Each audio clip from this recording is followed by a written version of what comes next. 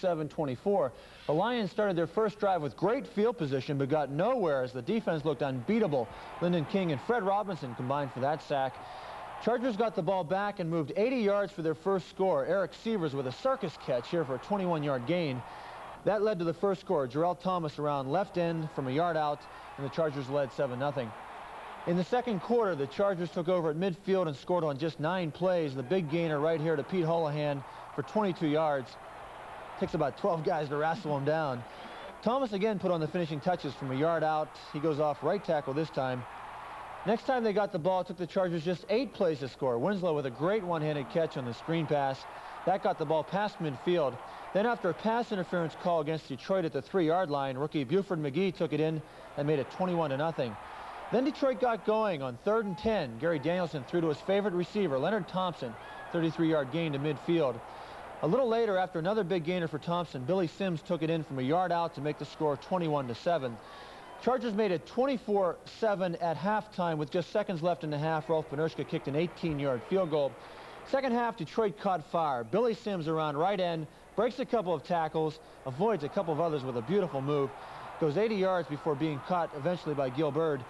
Sims finished with 119 yards. He scored on the next play to close the gap to just 10 points. Then Danielson went to work through the air. Lions get a big gainer down inside Charger territory on this completion. Then they scored on some razzle-dazzle. Reverse, Sims to Jeff Chadwick. Great block by Danielson on Woodrow Lowe. That score closed the gap to just 3 points at 24-21. Detroit had a chance to tie it on their next drive, but Eddie Murray's 35-yard field goal hit the upright, so the Chargers still led by 3. Their leading receiver today, San Diego that is, was Charlie Joyner with 7 catches for 87 yards after being shut out last week. Picks up a bunch right there, which led to the winning points. Another field goal by Benerschke. He's only missed once so far this year. Detroit had a chance to take the lead, but penalties and the Charger defense, specifically Billy Ray Smith, made them settle for a field goal. Lots of heroes today. Maybe the biggest was the little guy, Lionel James. Comments from Dan Fouts.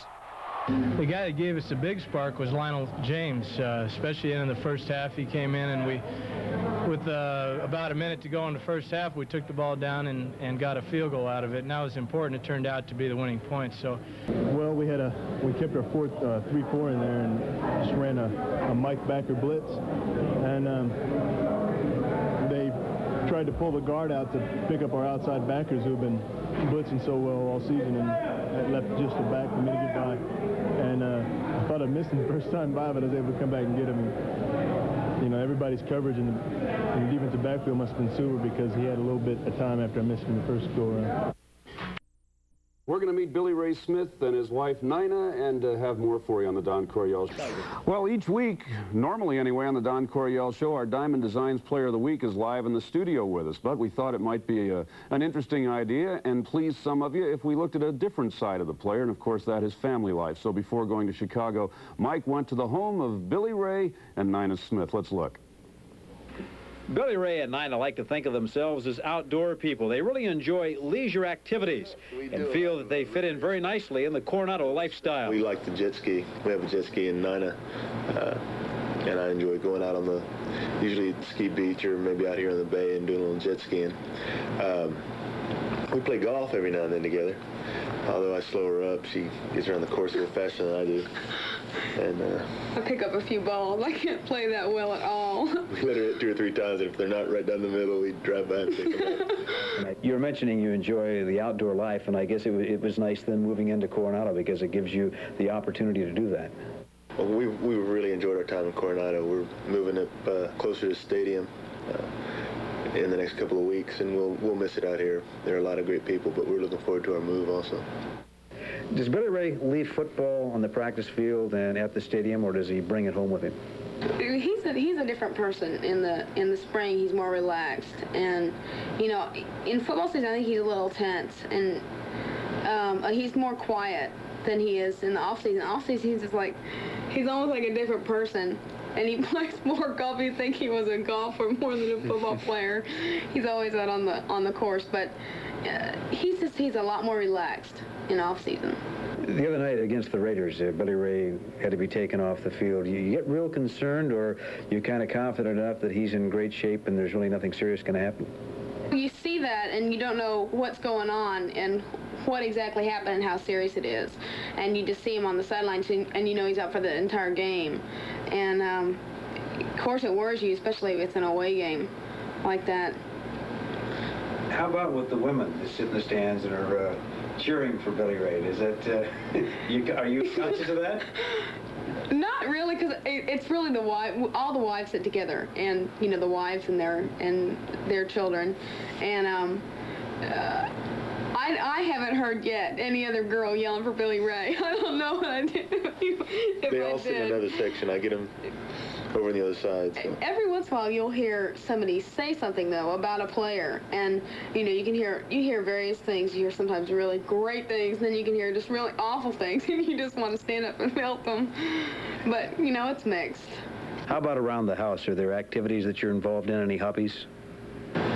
We both like music a lot, and we're big Frank Sinatra fans. We went to his concert last year at the arena, and a lot of people don't know this, but I actually taught Lyndon King everything that he knows about the guitar and singing. I'm pacing Lyndon right now. We're gonna put him on the scene, and he's just gonna be fire. He's just gonna take off. It's gonna be unreal. But we're waiting for our moment, you know. As soon as Boy George starts to decline, Lyndon King goes in with the makeup and the braided hair. Boy Lyndon, man Lyndon, whatever he decides to be. I wonder if Nina Smith is from Texas. I think she's from Texas. Diamond won't be long. One of these Sundays at a home game, Coach will be handing out the team photo. Now, I'm sure everybody sees those 45-6 football players in that picture, thinks you just line up and take the picture. It is not that easy, as we can see, as Public Relations Director Rick Smith is lining players up. Hey, Rick Smith's Super Bowl is right here. He really gets excited about it. Everybody has to do just the right thing, be lined up in exactly the same place. There's Mr. Alex Spanos, our new owner. The happiest owner in the NFL, the happiest guy at picture day, probably. Well, I think he was happy last night, too. And here you see a lot of our people close up. Players take this very seriously, you can tell. They want to get it over with as fast as possible so that we can have our practice and get home for the afternoon. Yeah, Gene left, our chief photographer. Big day for him, too. You bet it is. Now we've taken the real picture. Now the fun starts. They always have some kind of a dress-up gag picture. Yeah. Everybody. That's Billy Ray Smith, folks. Coach Dave Levy. And there's Dan Potts. Picture of dignity. And his motorcycle gang. And you know who that is, Boss Hogg. Defensive coordinator Tom Bass. Yeah. So that's what Pictures Day is all about.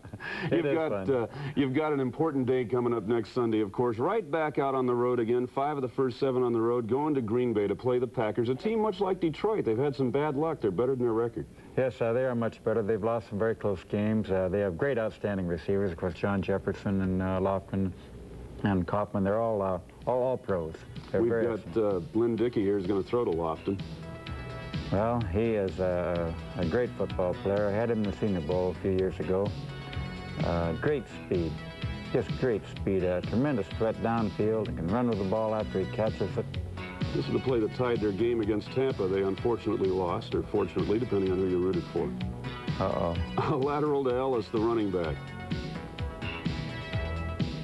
That got him into overtime. We better put that one in. Let's put that one in. I hope they don't use that one on us. We haven't seen that one. We are virtually out of time, as a matter of fact. Good luck against Green Bay on Sunday. We want to get the win there. Mike Smith will be back with you next Monday night, and hopefully the Chargers will be winning in Green Bay, and the Padres will be on their way to the World Series. And we thank you so much for being with us tonight. Good night, everybody. Good night, Coach. Good night.